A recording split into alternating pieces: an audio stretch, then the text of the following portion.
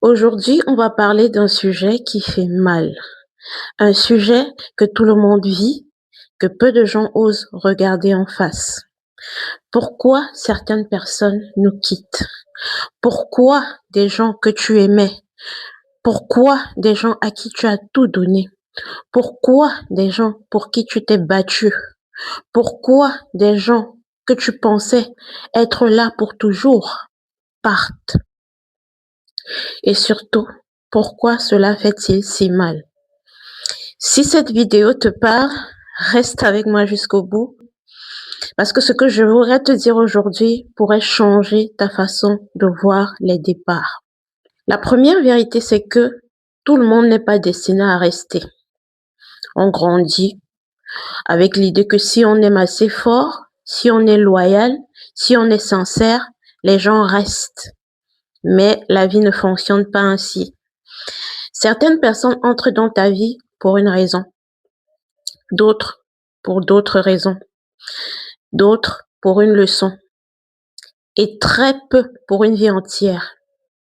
Ce n'est pas une punition et ce n'est pas forcément un échec. C'est parfois simplement un cycle. Certaines relations ont une date d'expiration que nous refusons d'accepter et on en souffre parce qu'on voulait transformer une saison en éternité. Le problème, ce n'est pas qu'ils partent. Le problème, c'est que tu pensais qu'ils resteraient. Parfois, ils partent parce que tu évolues. Ils partent parce que tu évolues. Et c'est difficile à accepter, c'est difficile à entendre.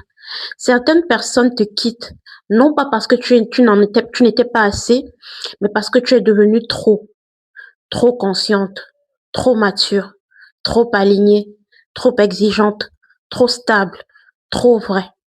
Quand tu guéris, quand tu évolues, tu déranges ceux qui vivent encore dans le chaos. Quand tu poses des limites, tu déranges ceux qui profitaient de l'absence de ces limites. Quand tu t'élèves, tu révèles l'immobilité des autres et tout le monde n'est pas prêt à évoluer avec toi. Certaines personnes préfèrent partir plutôt que de grandir. Et vous savez, parfois, ces personnes partent parce qu'elles ne peuvent pas nous contrôler. Quand, quand tu commences à quand tu commences à dire non, quand tu refuses le manque de respect, quand tu arrêtes de supplier, quand tu refuses des miettes d'amour, des miettes d'attention, tu deviens entre guillemets difficile. Tu deviens entre guillemets trop exigeant, trop compliqué. Mais en réalité, tu deviens libre. Et cette liberté-là, elle dérange ceux qui voulaient te tenir en otage, te maintenir en otage, qui voulaient ton attachement désespéré, qui voulaient ton désespoir, qui voulaient que tu supplies cet amour et cette attention. Certaines personnes ne t'aimaient pas. Elles aimaient les avantages qu'elles avaient sur toi. Elles aimaient l'emprise qu'elles avaient sur toi. Et le jour où tu récupères ton pouvoir, eh bien, elles disparaissent. C'est simple. Et ça, ce n'est pas une perte, c'est une libération. C'est une libération d'être libéré de son geôlier, entre guillemets. Et parfois, ils partent parce qu'ils ne savent pas aimer de façon saine. Tout le monde n'a pas appris l'amour de façon saine. Certaines personnes associent l'amour au drame, au contrôle, à la manipulation, à l'instabilité. Et quand tu apportes de la paix, quand tu apportes de la stabilité et du calme, elles s'ennuient, elles perdent leur intérêt. Quand tu apportes cette stabilité, elles se sentent étouffées. Quand tu communiques calmement et de façon mature, elles cherchent le conflit. Ce n'est pas que tu n'es pas assez, c'est que ces personnes-là ne savent pas recevoir quelque chose de sain, quelque chose d'équilibré. Et tu ne peux pas forcer quelqu'un à aimer d'une manière qu'il n'a jamais apprise. Tu ne peux pas aimer quelqu'un qui n'a pas appris à aimer de façon saine. Parfois, ils partent parce qu'ils sont appelés ailleurs. On ne parle pas assez de ça, je trouve. Parfois, le départ n'est ni dramatique ni toxique. Il est simplement nécessaire. Il est simplement en temps voulu. Deux personnes peuvent s'aimer et ne plus être alignées. Les visions changent, les objectifs changent, les priorités changent et rester serait contre-productif. Ça équivaudrait à se trahir parfois Partir est un acte de respect de soi. Alors, la vraie question c'est pourquoi leur départ nous détruit autant? On pense que c'est de l'amour, mais parfois, ce n'est pas souvent cela. Parfois, c'est l'ego qui est blessé. Parfois, c'est le rejet, c'est l'abandon, c'est la comparaison, c'est la peur d'être remplacé, la peur de ne pas être choisi, la peur d'être seul. C'est ça qui fait mal. Ce n'est pas juste parce qu'ils sont partis. C'est le message de ton cerveau, de notre cerveau qui interprète je n'étais pas assez, je n'étais pas suffisant. Mais laissez-moi vous dire une chose qui est très importante. Le départ de quelqu'un, ce n'est pas une évaluation de notre valeur, ce n'est pas un reflet de notre valeur. C'est un reflet de leur capacité et de leur personnalité. Certaines personnes nous quittent pour nous forcer à choisir, à nous choisir nous-mêmes, pour nous forcer à nous choisir nous-mêmes. Et ça, c'est vraiment très puissant. Il y a des départs qui sont des cadeaux déguisés, qui sont des libérations déguisées, des relations qui nous retenaient, qui nous tiraient vers le bas, des environnements qui nous étouffaient, des attachements qui nous empêchaient de devenir qui nous sommes vraiment et d'atteindre notre potentiel en entièreté. Parfois, Dieu élève notre vie parce que nous n'avons pas la force de la quitter. Et sur ce moment-là, ça ressemble à une catastrophe. Mais plus tard, avec le recul, on remercie Dieu. Et le piège vraiment, c'est de vouloir être choisi par quelqu'un qui ne nous a pas choisi. On a tous fait ça à un moment donné de notre vie. C'est-à-dire se battre pour quelqu'un qui hésite, qui a peur, prouver sa valeur à quelqu'un, supplier presque l'amour, attendre des messages, analyser des silences, attendre des réponses. Mais écoutez-moi bien, je vais vous dire une chose. Ne jouez pas avec votre place. L'amour ne devrait pas être une compétition, ni une audition, ni une bataille. Vous n'êtes pas en train de passer un entretien pour être dans la vie de quelqu'un. Si vous devez vous réduire pour que la personne reste, ce n'est pas de l'amour, c'est de la survie. Les départs des personnes de notre vie révèlent qui nous sommes vraiment. Quand quelqu'un nous quitte, quand quelqu'un nous abandonne, quand quelqu'un nous trahit, deux chemins s'offrent à nous. Se victimiser ou alors évoluer. On peut devenir amer, on peut devenir aigri, ou alors on peut devenir plus conscient, plus mature, plus sage. Vous pouvez courir derrière cette personne ou alors vous reconstruire. Et cela révèle plusieurs choses. Notre estime, notre niveau d'estime de nous-mêmes, les blessures d'abandon, les dépendances émotionnelles et les peurs qui sont les nôtres.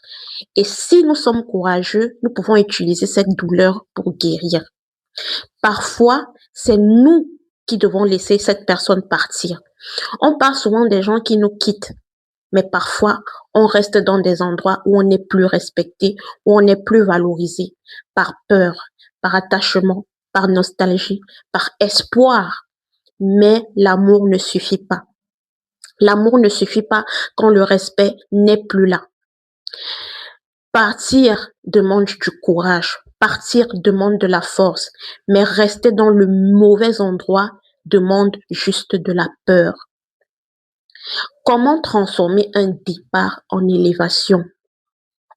On ne doit pas poursuivre quelqu'un qui s'éloigne de nous volontairement. On ne doit pas romantiser quelqu'un qui ne nous respecte pas. On ne doit pas s'accrocher à une version passée ou feinte d'une personne. On ne doit pas confondre l'attachement à l'amour, la dépendance affective à l'amour. Et surtout, on doit travailler sur nous-mêmes. Pas pour que ces personnes-là reviennent dans nos vies, non, pas pour les récupérer, mais pour que, à l'avenir, nous ne tolérions plus jamais des choses qui nous blessent. Pourquoi certaines personnes nous quittent? Pourquoi certaines personnes sortent de nos vies? Pourquoi les gens que tu aimais profondément? Pourquoi les gens pour qui tu as prié? Pourquoi les gens à qui tu as tout donné? Pourquoi les gens que tu pensais envoyés par Dieu partent? Et surtout, pourquoi ça te brise? Pourquoi ça te fait autant mal? Certains départs ne sont pas des rejets, ce sont des redirections divines. Alors, Ce qu'il faut savoir en premier lieu, c'est que tout le monde n'est pas destiné à rester dans nos vies. Vous savez, on grandit avec cette idée que si on aime sincèrement, si on est assez loyal, si on est assez bon, les gens vont rester. Et les choses, malheureusement, ne marchent pas comme ça. La Bible nous montre une réalité qui est différente. Dans le livre de l'Ecclésiaste, chapitre 3, verset 1, il est écrit, « Il y a un temps pour tout, un temps pour toutes choses sous les cieux.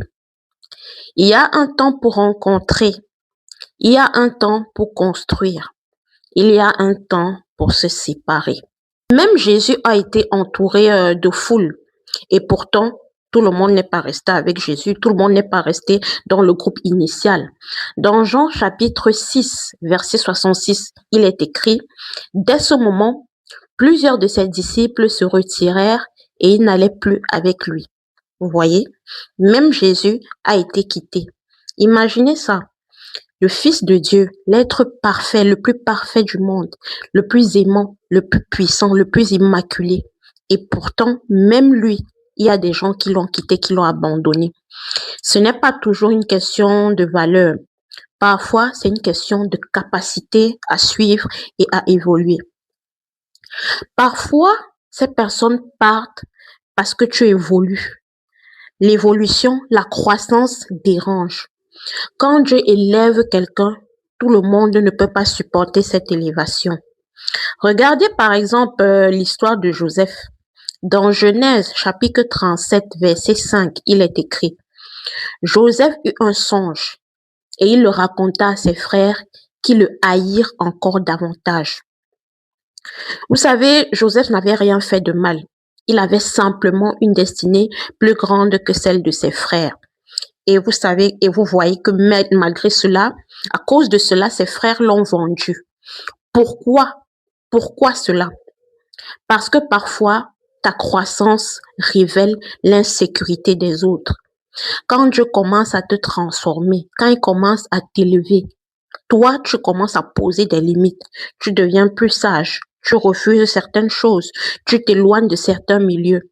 Et ceux qui profitaient de cette ancienne version de toi ne reconnaissent plus la nouvelle version de toi. Et du coup, ils s'éloignent de toi. Mais leur départ ne bloque pas ton destin.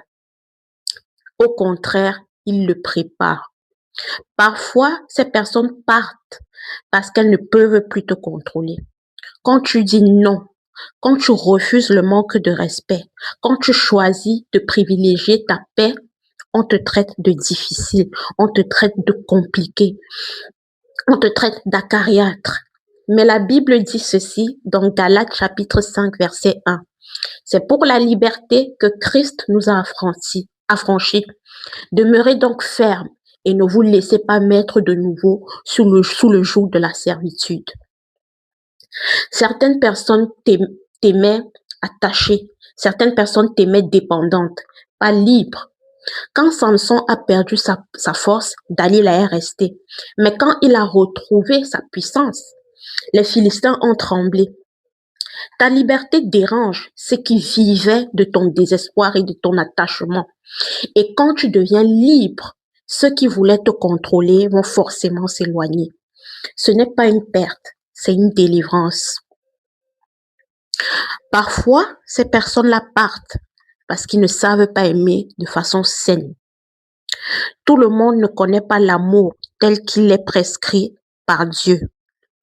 Dans le livre des Corinthiens, première lettre aux Corinthiens, chapitre 13, du verset 4 à 7, il est écrit « L'amour est patient, il est plein de bonté.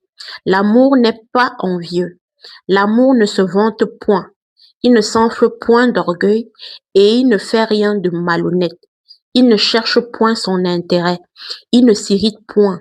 Il ne soupçonne point le mal. Il ne se réjouit point de l'injustice, mais il se réjouit de la vérité. Il excuse tout. Il croit tout. Il espère tout. Il supporte tout. » Si quelqu'un ne sait aimer une personne qu'avec de la jalousie, qu'avec de la manipulation, qu'avec de l'instabilité, qu'avec de la toxicité, il ne saura pas recevoir un amour qui est sain et qui est beau et qui est équilibré. Regardez par exemple David et Saül. David était quelqu'un de loyal, de respectueux. Il était oint par Dieu. Mais Saül, par contre, il était rongé par la jalousie et il a voulu le tuer. Pourquoi? Parce que ta lumière dérange ceux qui vivent dans l'ombre. Parfois, Dieu permet le départ pour protéger ta destinée. Abraham a dû se séparer de Lot. Dans le livre de la Genèse, chapitre 13, verset 9, Abraham dit ceci. Sépare-toi donc de moi. Si tu vas à gauche, j'irai à droite. Si tu vas à droite, j'irai à gauche. Il n'y avait pas de haine, mais leur chemin devenait incompatible. Et après cette séparation, Dieu parle à Abraham avec encore plus de clarté. Parfois, la séparation précède l'élévation. Pourquoi leur départ te détruit autant? Pourquoi? Pourquoi ça te fait aussi mal? Parce que tu interprètes leur départ comme du rejet. Mais écoute bien ceci. Dans le livre d'Ésaïe, chapitre 43, verset 4, Dieu dit, « Parce que tu as du prix à mes yeux, parce que tu es honoré et que je t'aime, ta valeur ne dépend pas de qui reste dans ta vie. » Judas a quitté Jésus. Pierre a renié Jésus 3 fois. La foule a abandonné Jésus au moment où on était en train de le mettre à mort. Mais la mission a continué. Le départ des autres ne bloque pas l'appel sur ta vie. Certaines personnes te quittent pour te forcer à te choisir toi-même. Parfois, Dieu enlève ce que toi-même tu n'as pas le courage de quitter. Regardez par exemple l'histoire de Ruth.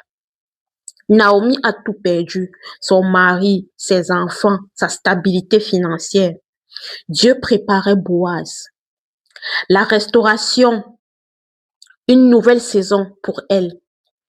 Et dans le livre de Ruth, il est d'ailleurs dit ceci, chapitre 1, verset 16, où tu iras, j'irai, où tu demeureras, je demeurerai, ton peuple sera mon peuple et ton Dieu sera mon Dieu. La fidélité attire la bonne connexion. Les mauvaises connexions tombent et les alignements divins arrivent. Et c'est là qu'il y a le piège de vouloir être choisi par quelqu'un qui ne te choisit pas. Tu ne peux pas supplier quelqu'un de t'aimer. Dans l'Apocalypse chapitre 3, verset 8, il est d'ailleurs dit, « Voici, j'ai mis devant toi une porte ouverte que personne ne peut fermer. Si quelqu'un te ferme la porte, c'est que ce n'était pas la tienne. » Je répète, si quelqu'un te ferme la porte, c'est que ce n'était pas la tienne. On a parlé des personnes qui partent. On a parlé des saisons. On a parlé des séparations qui sont permises par Dieu.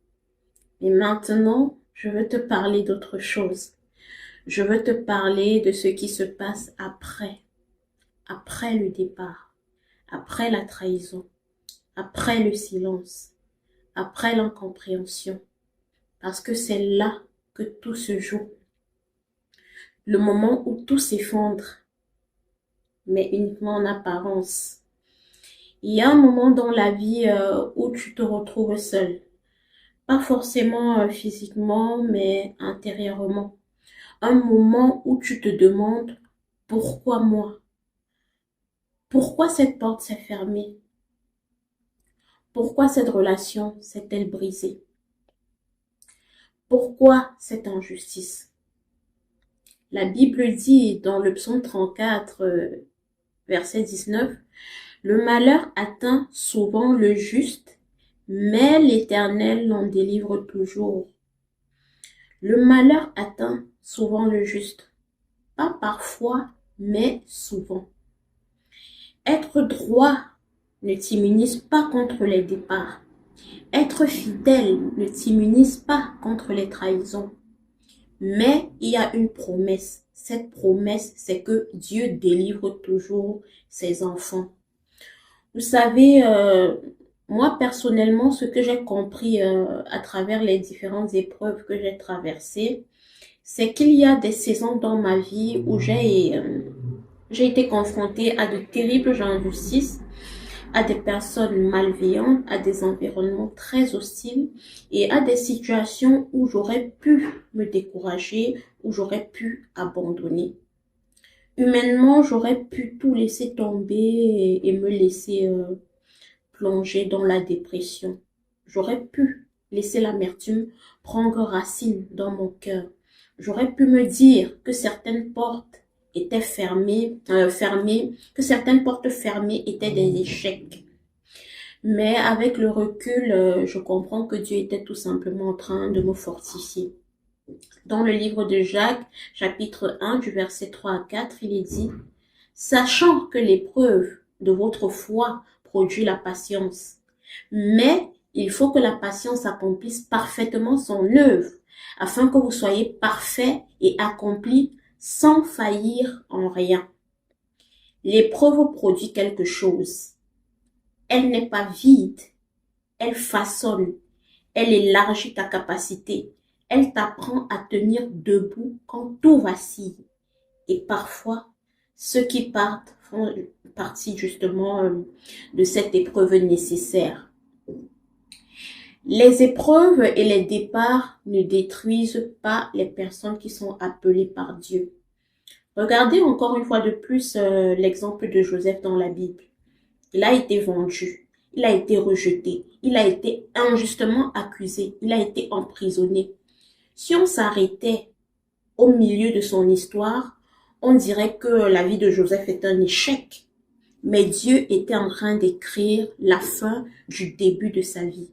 Dans le livre de la Genèse, du chapitre 50, verset 20, il dit: vous avez médité de me faire du mal et Dieu l'a changé en bien. Ce que certains ont fait pour te freiner, Dieu peut l'utiliser pour te repositionner. Ce que certains ont voulu comme humiliation, Dieu peut le transformer en élévation. Les départs font parfois partie de la stratégie divine. Quand Dieu nettoie pour reconstruire. Vous savez, il y a des saisons où Dieu fait du tri. Il fait du tri et parfois ça fait mal. Dans le livre de Jean, chapitre 15, verset 2, il est dit: tout sarment qui porte du fruit, il l'émonde, afin qu'il porte encore plus de fruits. Même ce qui porte du fruit est émondé. Cela signifie que même quand tu fais du bien, même quand tu avances, Dieu peut couper certaines choses. Pas pour te punir, mais pour multiplier. Peut-être que certaines personnes sont parties parce qu'elles n'étaient pas compatibles avec cette nouvelle version de toi. Et c'est là vraiment qu'il faut apprendre à gérer l'après. L'après, une perspective plus radieuse, une perspective de bonheur retrouvé. Aujourd'hui, moi, je peux dire tout ceci avec la paix dans le cœur. Les épreuves que j'ai traversées ne m'ont pas détruite. Elles m'ont révélé. Elles ont renforcé ma résilience. Elles ont approfondi ma foi. Elles ont affiné mon discernement. Dans la deuxième lettre des Corinthiens, chapitre 4, du verset 8 à 9, il est dit: nous sommes pressés de toute manière, mais non réduits à l'extrémité. Dans la détresse, mais non dans le désespoir. Persécutés, mais non abandonnés. Abattus, mais non perdus. Abattus, mais pas perdus. C'est ça la grâce. La grâce ne t'empêche pas de traverser la tempête. Elle t'empêche de couler pendant cette tempête. Et moi, je crois profondément que les saisons difficiles préparent les saisons lumineuses de nos vies. Dans le livre des Romains, chapitre 8, verset 18, il est dit: j'estime que les souffrances du temps présent ne sauraient être comparées à la gloire à venir qui sera révélée pour nous.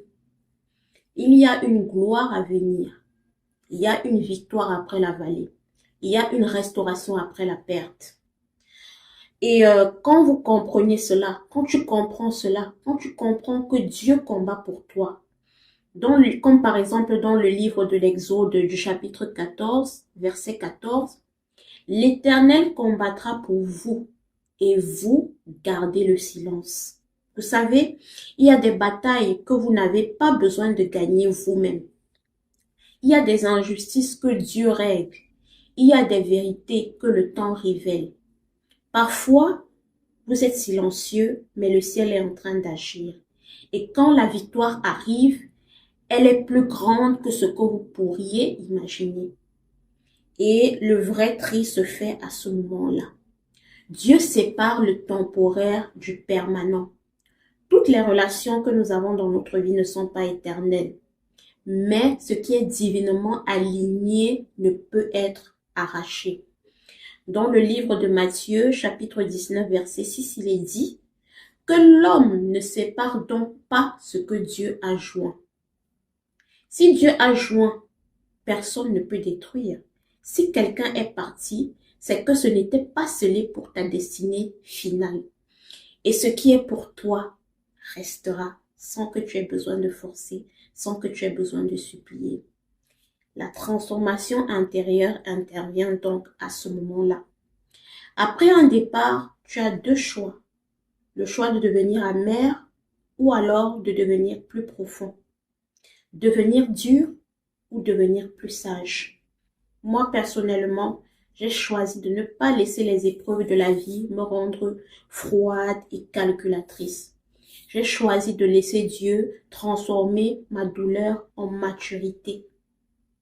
Dans le livre d'Ésaïe, chapitre 61, verset 3, il est dit « Pour leur donner un diadème au lieu de la cendre, une huile de joie au lieu du deuil. » Dieu échange les cendres contre une couronne, mais si et seulement si tu lui confies ces cendres.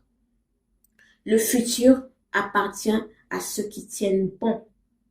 Dans le livre des Galates, chapitre 6, verset 9, il est dit « Ne nous lassons pas de faire le bien, car nous moissonnerons au temps convenable, si nous ne nous relâchons pas. » Il y a un temps convenable, pas ton temps, mais le temps de Dieu. Et quand tu regarderas en arrière, tu verras que les départs étaient en fait des redirections. Tu verras que les fermetures étaient des protections. Tu verras que les pertes étaient des préparations. Et tu verras que Dieu a entendu des conversations que toi tu n'as pas entendues. Il a vu des choses que toi tu n'as pas vues et il t'a protégé en conséquence. Alors j'aimerais vous dire ceci. Si quelqu'un vous a quitté, ce n'est pas la fin de votre histoire. Si une porte s'est fermée, ce n'est pas la fin de votre destinée. Si une saison s'est terminée, ce n'est pas la fin de votre valeur. Tu n'as pas été abandonné, tu as été repositionné. Tu n'as pas été rejeté, tu as été redirigé. Tu n'as pas été diminué, tu as été préparé.